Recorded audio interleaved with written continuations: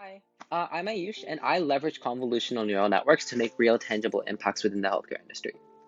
The healthcare industry is an industry that receives the most impacts when affected by any major innovation. Unlike many or most of other industries, the healthcare industry works with people's lives.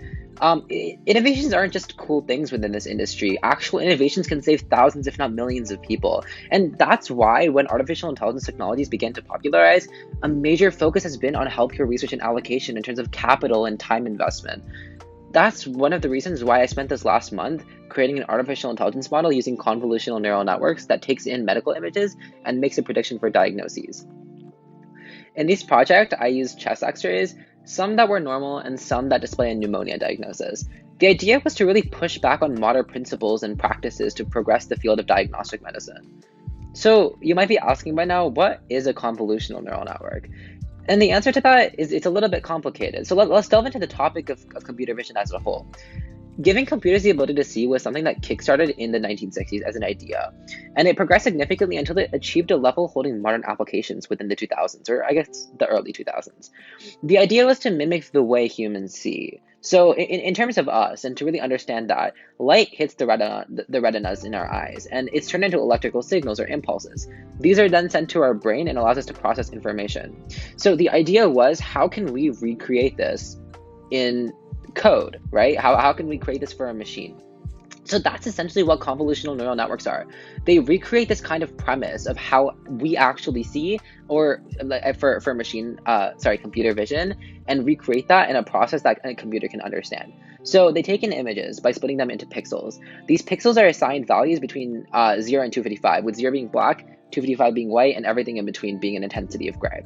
We also have three sets of these known as channels, one for red, one for green, one for blue. You might recognize that as RGB. We then pass this data into convolutional layers. So over here on the screen, you're going to see an image of what a convolutional neural network looks like in full. So an individual convolutional layer essentially applies a filter onto the image. If you don't know what that is, don't worry about that. A filter is essentially just a grid of numbers. In mathematics, this is represented by a matrix, which you might know if you've taken linear algebra. If not, once again, totally okay. What these matrices do, or matrices, they essentially convolve around our image, and it multiplies with like the values in the matrix with a matrix of the same dimension. So the result is just a result of matrix by matrix multiplication.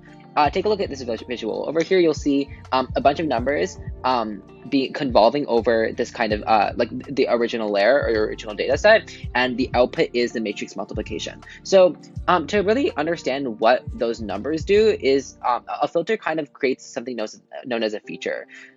So to give a better definite explanation of that, so these features create something known as a feature map, which is essentially a certain aspect of the image that's extracted from the original image.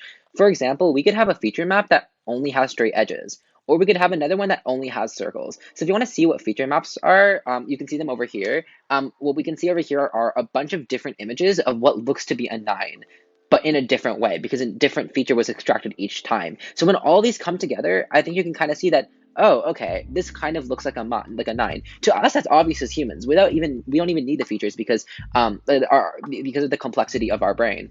That being said, with computers, when we separate our image down into features and then combine these at the end, we're actually able to kind of understand, oh, okay, this is a 9, or this looks like a 9. It has the same features as a 9 would.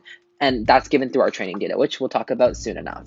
So after a neural network has taken the data, the last layer is our fully connected layer in which a prediction is made. In our situation, this is where our model tells me if the chest x-ray has pneumonia or not. However, you might be asking, how does our model differentiate between the two? Here's where the optimizers come in, and this is what I was going about on training data. So an optimizer essentially updates the values within the filters and other values in the neural network to affect the output. The idea is that we want the percentage of how wrong we are to decrease. For example, let's say we're 50% wrong. Our optimization algorithm will try to make that 40% instead.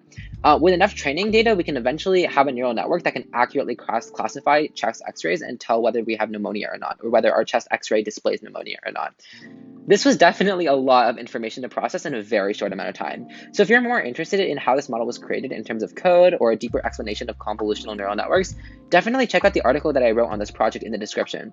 I also recently created an algorithm to predict the stock market using LSTM models, so stay tuned for a video for that to come out soon. So yeah, until next time.